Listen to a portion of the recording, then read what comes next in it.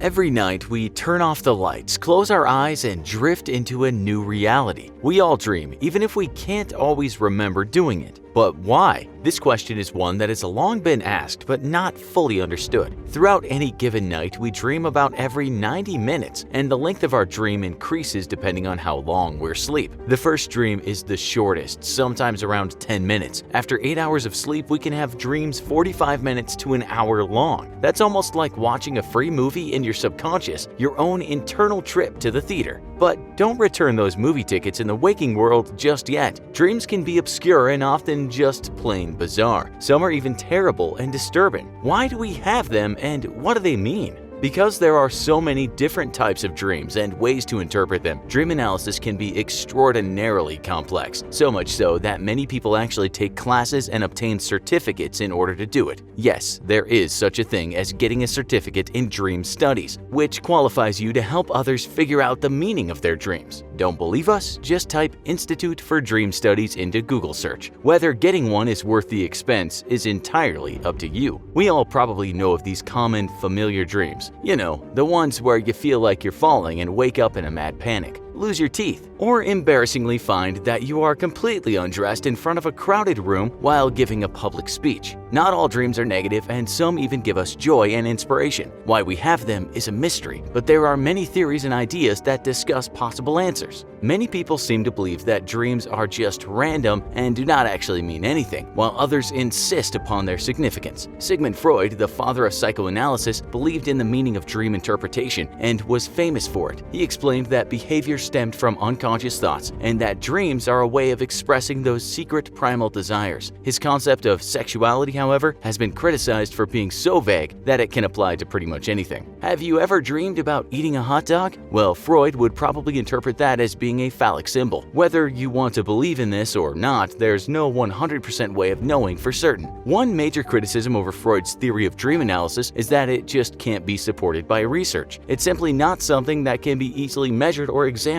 in a lab. Some also argue that a lot of Freud's ideas may be a little outdated by today's standards, mainly because of the strong influence of sexuality as well as the Oedipus-Electra complex consistently used throughout his interpretations. Carl Jung is another figure who insisted on the use of dream interpretation. Like Freud, he believed that dreams are a direct expression of the unconscious. He considered dreams to be a tool used to restore or maintain mental health. He admitted, however, that dream interpretation was not something scientific, but more so emotional or feelings-based. He was a humanistic psychologist, so he believed that humans are natural meaning makers, and everyone is an expert on him or herself. He believed that his role was not to give answers, but to simply provide a gentle, guiding hand through the analysis process, allowing people to decipher their dreams for themselves. Freud thought Jung was influenced by the sway of mysticism for his lack of scientific approach. A Jungian therapist might argue that human cognition is not always driven by logic, so why approach it that way? So let's examine for a moment an example of how a Jungian therapist might approach an interpretation of a bad dream. Let's say you go to a Jungian therapist and explain that you had a nightmare, that something really bad happened to a loved one, your mother for instance. You don't know why you had such a dream and you feel guilty, wondering if your subconscious secretly hates your mom. You love her in the waking world, so you don't understand how you could have possibly dreamed this. A Jungian therapist would assure and calm you, explaining that you may have had the bad dream precisely because you love your mother. Confused? Allow us to explain. If you're someone who loves and adores your mother, but you have a dream about her swimming in an alligator-infested water, this does not mean you want to see her suffer. Quite the contrary, actually. Because you care for her, your subconscious may simply be trying to mentally prepare you for any worst-case scenario in the event that something really bad does happen to her. Your mind may also be prepping you so that you may devise a plan to prevent such a situation from occurring in real life. When you love someone, your feelings are strong, and so may be your dreams about them. This includes both positive and negative dreams. In this way, your awful dream may have been manifested to help you, though most of the time we view nightmares and bad dreams as more of a hindrance than a tool.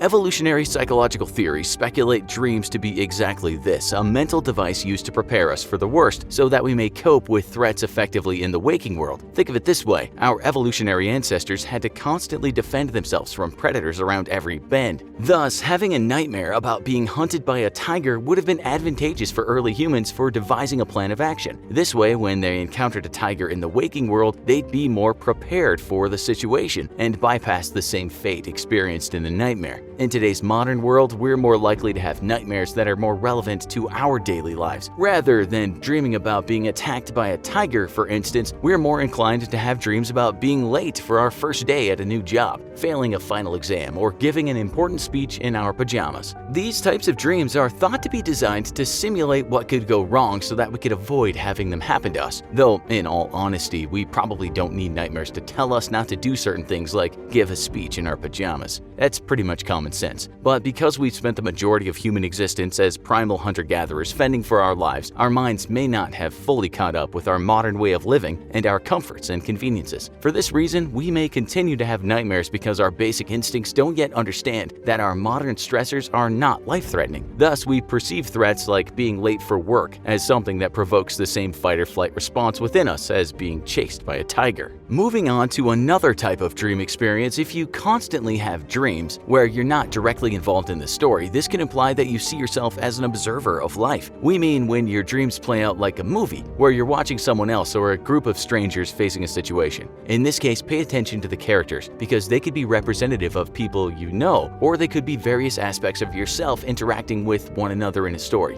When you wake up, be sure to write down what you remember before you forget it. Then revisit what you've written to see if you can connect the dots and find meaning in the material. Who knows? You may be surprised by what you uncover and what you wind up learning about your internal thoughts and desires. When it comes to the subject of nightmares, a 2014 study conducted by the University of Montreal showed that there tend to be common themes. Despite everyone having their own unique dream worlds, an analysis of 253 nightmares and 431 bad dreams found an overall high prevalence of physical aggression along with death, health, and threats. Men's nightmares seemed to center more around natural disasters and war, while women showed higher rates of interpersonal conflicts in their dreams, including emotional threats. Within the realm of dreams and nightmares, we should also mention that our knowledge is based on more speculation than fact. There's no consensus as to what directly causes nightmares, since dreams can be a challenge for neurobiologists and psychologists to study. What we do know is that there appears to be a connection between our dreams and our daytime lives, including our relationships with others, traumatic events we've experienced, and more. So how can we minimize the presence of nightmares? There are a few potential ways to go about doing this. First, practice good sleep hygiene. Ideally, keep your room cool, dark, and quiet. A temperature of 60 to 70 degrees is thought to be best. You've probably also heard that you should turn off all screens from the television to cell phones, since these can disturb your sleep. Second, talk about your nightmare or write it out on paper. Chances are, once you externalize the nightmare from your mind and examine it from an outside perspective, you may realize just how funny or silly your nightmare was and no longer be afraid of it. 3. Deal with any daytime stressors that may be bothering you and influencing your dreams. If, for example, your next-door neighbor has been mowing his lawn in Cleveland Brown boxers and you're a Steelers fan, perhaps this has been recurrently disturbing you in your dreams at night. Not only are you repulsed by the image of your half-naked neighbor being out in his boxer shorts, but you're also put off by the apparel that's representative of your rival team.